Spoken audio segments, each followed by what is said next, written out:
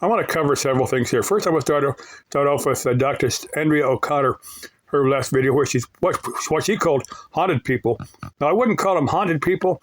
Now, the one she's talking about this 13-year-old girl that had suddenly picked up the memories of another person and actually convinced the family of that person that it was her.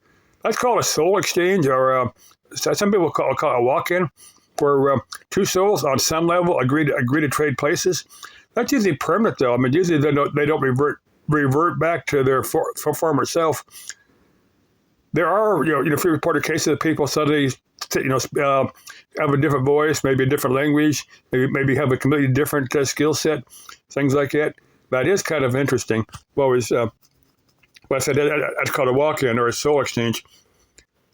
Let's see, the next one I was watching. I watched the first few minutes of Pole Barn Garage's video. He's got a Buick something, a real high-tech, made like in '88 or something like that.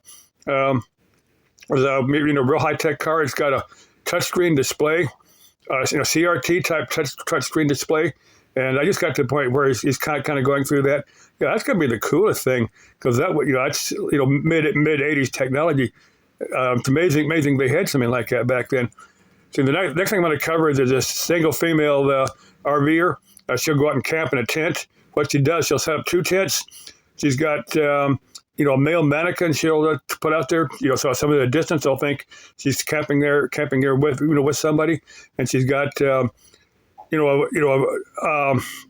recording of a dog growling and barking and stuff. So people think she's got a mean dog here with her.